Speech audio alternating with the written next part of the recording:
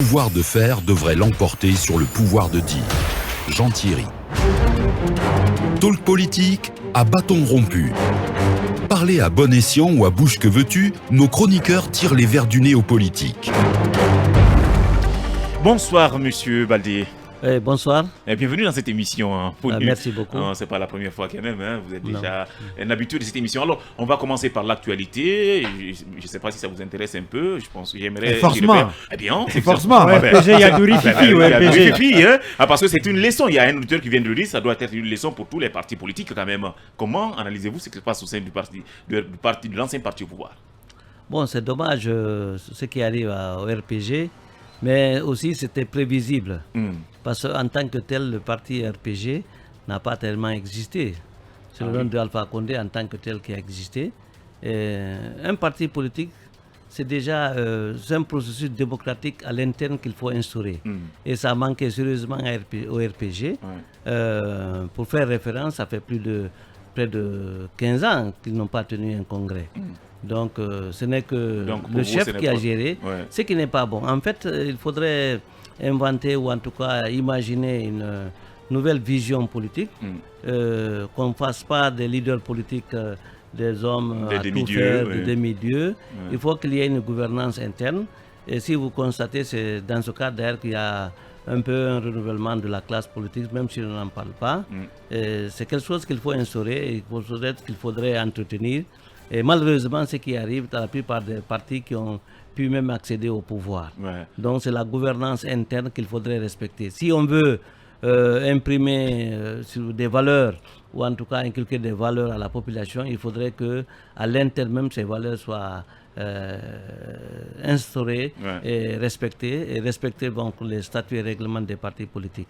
C'est dommage pour le RPG, mais le RPG n'existe pas. Rien n'est encore fini, c'est juste peut-être... Non, il n'existe pas. C'est juste une période, une période quand même... Zone de turbulence. C'est possible qu'il puisse s'en sortir. On va rapidement partir avec l'autre actualité. Je ne sais pas si vous voulez évoquer... Oui, c'est tout par rapport au RPG. On a le bureau politique national, d'autres structures qui existent. Comment comprenez-vous aujourd'hui qu'on impose un organe exécutif provisoire et qui serait quand même à l'origine de tous ces problèmes? Et on apprend que cela est soutenu par le président, même si beaucoup n'ont pas de preuves.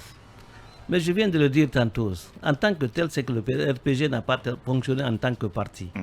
Ça a fonctionné en tant que président, Alpha en tant que président qui dicte tout. Ils n'ont pas tenu compte. Depuis qu'il a accédé au pouvoir, l'opposition d'une manière générale et toutes les forces vives ont demandé à ce qu'il démissionne et que quelqu'un soit nommé à sa place en tant que président du parti. Mais ça n'a jamais existé. Le flou est resté jusque maintenant. C'est les conséquences de tout ça. La réaction de Fondeur surtout. Voilà, j'en veux à ces gens-là, surtout les jeunes. Lors du troisième mandat, ils auraient eu l'occasion de discuter pendant les assemblées pour imposer quand même la mise en œuvre du cadre réglementaire de ce parti. Mais tout ce qui s'impose... amener le président d'alors de se désister pour un troisième mandat et désigner un autre. Exactement, ou même avoir un président. Depuis qu'il a été élu, logiquement, il ne devait pas être président de ce parti. Mais ils sont restés comme ça, c'était un flou. Des fois c'est Nantou, des fois c'est Saloum Cissé, des fois c'est Damaro. On ne sait pas qui va manager en fait ce navire. C'est les conséquences de ça et les jeunes n'ont qu'à leurs yeux pour pleurer. Les jeunes n'ont que leurs yeux pour pleurer. À présent, on va s'intéresser à la classe politique de façon globale et surtout d'une cinquantaine de partis politiques qui s'est réunis, je ne sais pas si c'est hier ou si à travers l'Internet. En tout cas, vous avez décidé d'hausser le ton. Qu'est-ce qui vous a amené, en tout cas, finalement, de réagir ainsi et de demander, de poser des conditions aux nouvelles autorités? Et de menacer même de reprendre pour la manifestation. les manifs de rue. C'est qu'on est amené à ce stade de fête. Ce n'est pas quelque chose que nous avons voulu. Ce n'est pas quelque chose qu'on en veut aussi à ce peuple. Parce que vous vous souviendrez que le 5 septembre, la Guinée, ou en tout cas la classe politique et toutes les forces vives ont salué l'arrivée du CNRD, ont salué le colonel Mamadi Doumbouya par sa bravoure et puis par son engagement et de bloquer cette dictature. Les gens l'ont salué sérieusement, mais aussi les gens l'ont mis en alerte, c'est-à-dire d'essayer de respecter son engagement. Donc nous avons attendu pendant 6 mois. Nous avons cessé de revendiquer quand même le dialogue. Et il y a eu des consultations au préalable au départ. Et il a rencontré les forces politiques, toutes les forces vives d'une manière générale. Il a été demandé à toutes ces entités d'élaborer des mémorandums, et ce qui fut fait. Mais malheureusement, si je prends le cas de l'ANAD, nous l'avons déposé dimanche et le lundi, la charte est sortie. Pour nous, vraiment, il n'y a pas eu de consultation. Parce que dans notre charte, donc, toutes les activités qui devaient être réalisées lors de la transition ont été déclinées avec un agenda, avec des échéances, si vous voulez, et puis en fait aussi le cadre de suivi de ça, avec la définition des différents acteurs. Mais malheureusement, ce n'est pas le cas. Jusqu'à maintenant, donc vos recommandations n'ont jamais été prises en compte. Parce que nous, on avait défini déjà les activités, on a défini la durée, c'était 15 mois. Et puis tout était dans notre proposition. Et c'est la plupart des cas des forces Mais l'ANAD n'a pas été la seule à déposer. Peut-être ils n'ont pas pris pour vous, mais ils ont pris pour certains. Ou bien ils n'ont pris pour personne. Ça m'étonne fort que ça soit pris en considération. La charte, je pense qu'elle était déjà élaborée, malheureusement. Mais bon, donc, moi, j'ai envie de poser une question que j'ai posée à d'autres acteurs nous politiques. avions accepté quand même la charte. Le lendemain, personnellement, le lendemain de la publication de la charte, j'avais quand même réagi. J'ai dit que, d'ailleurs les sites ont fait référence, moi j'ai dit que je déplore en fait la publication de charte parce qu'il y avait un manquement à l'intérieur, notamment la durée et la faible représentativité des partis politiques, 15 sur 81, quand on sait que la transition est éminemment politique. Bon, mais nous avons accepté en tant que tel, jusque maintenant. Est-ce que c'est pas ce qui vous rattrape finalement? Non, ça ne rattrape pas en tant que tel, parce que rien n'est perdu si le colonel ouvre le cadre du dialogue. Nous ne voulons pas un affrontement en tant que tel. C'est une alerte qui a été lancée. Emmanuel. Alors, j'ai envie de vous poser une question justement que j'ai posée à d'autres acteurs politiques par rapport à ce qui semble, de votre point de vue, être le chronogramme et peut-être pas forcément celui du CNRD. Je me réfère à la déclaration, l'une des premières déclarations du colonel Mamadi Doumbouya face aux acteurs politiques, quand il vous a dit, entre autres, aucun agenda personnel ne passera. Il vous a cité également les missions du CNRD, la refondation de l'État, la refonte de l'administration, du système électoral et tout. Est-ce qu'en ce moment-là déjà, vous ne vous étiez pas fait à l'idée que on aurait affaire peut-être à une transition qui prendrait tout son temps et que peut-être il ne fallait pas se presser peut-être depuis ce moment? Non, il ne fallait pas se presser en tant que tel. Parce qu'en fait, le processus, il doit continuer. Ça ne s'arrête pas. Ils ne font qu'amorcer un processus et l'essentiel que le soubassement soit très bon. Si le processus est bien amorcé, ceux-là qui viendraient après pourront continuer. La refondation de l'État, ce n'est pas quelque chose qui t'arrête en 1 an, ou en 2 ans, en 3 ans. Notamment au niveau de l'administration. C'est un processus qui est continu, qui est dynamique, qui peut réajuster à tout moment. Donc, pour nous, non, ce n'est pas en tant que tel. Je ne pense pas qu'on n'a pas réfléchi à ça. Mais nous, on a estimé qu'une transition en tant que telle, c'est une transition. Il faut les accompagner. On est d'accord sur les objectifs de base, mais sur l'approche, sur la méthodologie, sur le calendrier, là, nous ne sommes pas d'accord. Bien, allez-y. Docteur, nous vivons dans une situation d'exception, un régime de transition. Et quand on connaît un peu ce que constitue ces régimes de transition, on a vécu sous le règne du CNDD de Dadis, et on a vu un peu les manifestations, où est-ce que ça a mené. On a connu le 28 septembre. Est-ce que ça vaut vraiment le coup de retenter cette aventure, entre guillemets? Est-ce qu'il n'y a pas d'autre stratégie peut-être qu'il faudrait mettre en œuvre au lieu de penser automatiquement à des manifestations dont on ne saurait vraiment pas connaître l'issue? Non, c'est pourquoi on a commencé par la communication. C'est notre sollicitation en fait, c'est d'ouvrir un cadre de dialogue. Qu'on essaie de dialoguer de manière formalisée. Quand je dis dialoguer, ce n'est pas comme on le fait jusque maintenant. C'est-à-dire que c'est les acteurs les plus concernés. Qui est concerné par une élection jusque maintenant? Si on se réfère au cadre légal réglementaire, ce sont les partis politiques. Donc le problème c'est à ce niveau. Maintenant, il y a même peut-être de faire des cadres de dialogue ou sectoriels, mais le plus important par rapport à ce qui est de la transition par rapport aux élections, c'est les forces politiques. C'est ce que nous voudrions. On ne veut pas aller à l'affront. Est-ce que les politiciens ne sont pas trop pressés qu'on leur rende le pouvoir finalement? Non, je ne pense pas que ce soit le cas. Je pense pas ça. Tout le monde est conscient d'une chose. On ne veut pas répéter les erreurs du passé. On a tous besoin d'avoir un pays stable, un pays où il fait bon vivre. Dieu nous a dotés de toutes les potentialités. Nous avons des hommes qui n'arrivent pas à comprendre qu'ils ont les potentialités qui sont censées servir le pays et non se servir ou en tout cas faire la grosse tête. Est-ce que ce n'est pas une raison alors de laisser un peu de temps peut-être entre guillemets au CNRD pour ne pas bâcler un peu le travail qui doit être fait pour qu'on remette le pays sur les rails? Vous voyez dans la sous-région, vous voyez par exemple au Burkina, ils ont tracé, ils ont plus ou moins défini. Il faut qu'on donne le contenu de la transition. Donc, est-ce que c'est pas le temps, si je comprends, c'est pas le temps qui vous préoccupe, c'est que vous ne savez pas comment les choses fonctionnent et il n'y a pas de repère.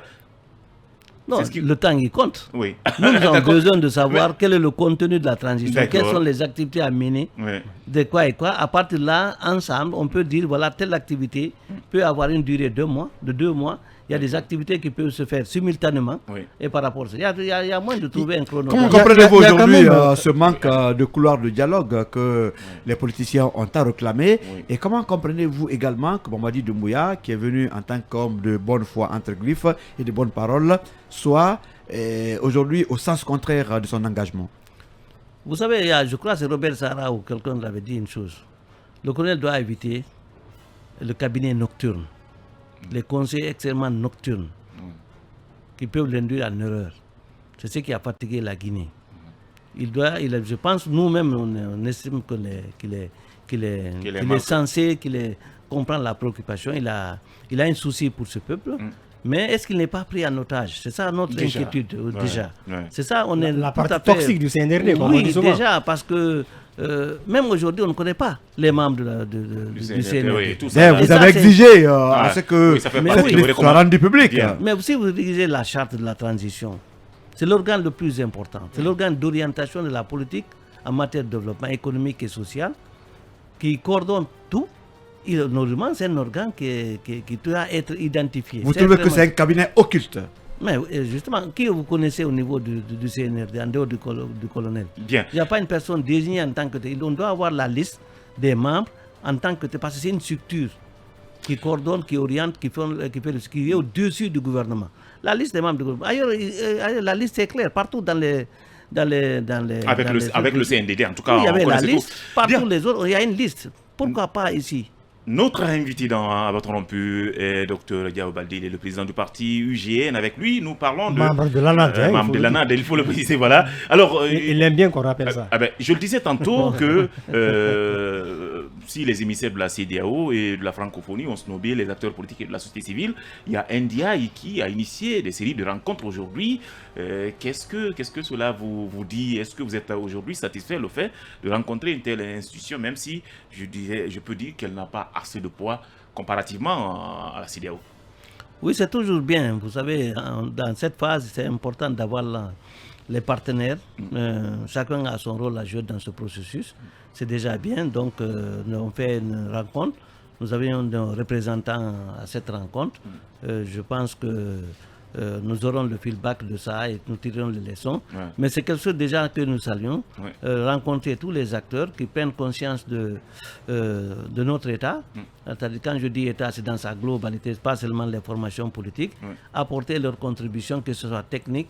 Parce que NDI, c'est surtout les formations qu'ils accordent aux partis politiques et puis accompagner le processus. C'est déjà très bien parce que ça peut toujours renforcer la gouvernance et la démocratie dans notre pays. On va terminer par l'économie. Je suis désolé. C'est ça.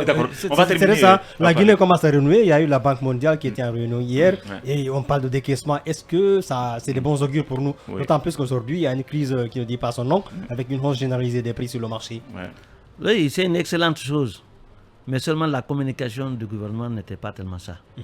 C'est-à-dire que ce n'est pas parce que la Banque mondiale maintenant octroie 1 milliard et quelques, 1,5 milliard de $, à la Guinée. En fait, c'est toujours classique. Quand il y a un coup d'État, les institutions de financement suspendent leur financement. C'est que ça se stabilise parce qu'on ne sait pas ce qui peut arriver. C'est des projets qui sont en cours d'exécution, où les décaissements éventuellement étaient arrêtés, mais dont le processus de traitement des dossiers était tout à fait en cours. C'est-à-dire que ce n'est pas parce que c'était systématiquement arrêté. Il y avait des missions d'appui, de conseil qui se font au niveau des projets. C'est des projets qui existaient. Si vous prenez la DAFIC, vous prenez la NIES, vous prenez le projet de santé, c'est ça. Tous ces projets-là existaient, oui. C'est des projets en existent.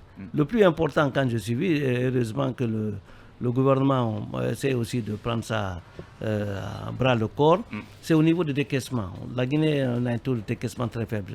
Si vous avez suivi hier, c'est un taux à peu près de 36%. Et c'est des projets qui sont là au moins 4 ans.